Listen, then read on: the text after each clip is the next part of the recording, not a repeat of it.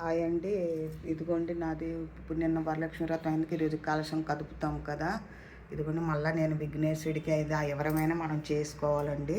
ఈ కలశం అదంతా తీయకూడదు కదా. నిన్నటిదా కలశం ఉంచేసి దీపాలు మట్టు తోముకొని ఇదిగోండి ఇలాగ మళ్ళీ విఘ్నేశ్వరుడు పాత పువ్వులన్నీ తీసేయాలండి.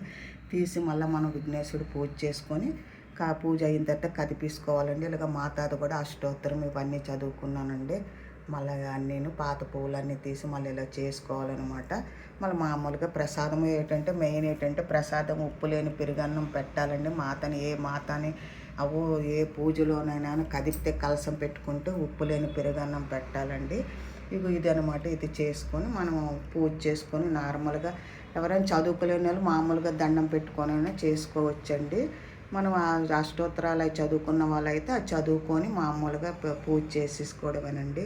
ఇలాగా ఇదనమాట. ఈరోజు మాతాని ఇంకా కదుపుతాను అనమాట నేను. ఇదిగోండి కదిపింది ఏంటంటే ఇదిగోండి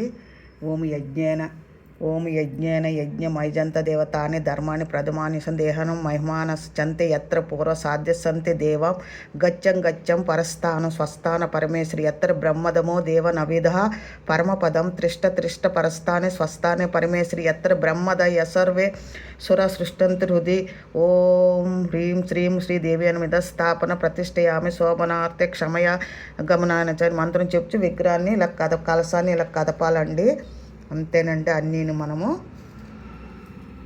ఏది మనం కలసం పెడతామో ఇది కలసానని ఇలా మాతాన్ని కదిపేయడం నుండి ఇదేనండి.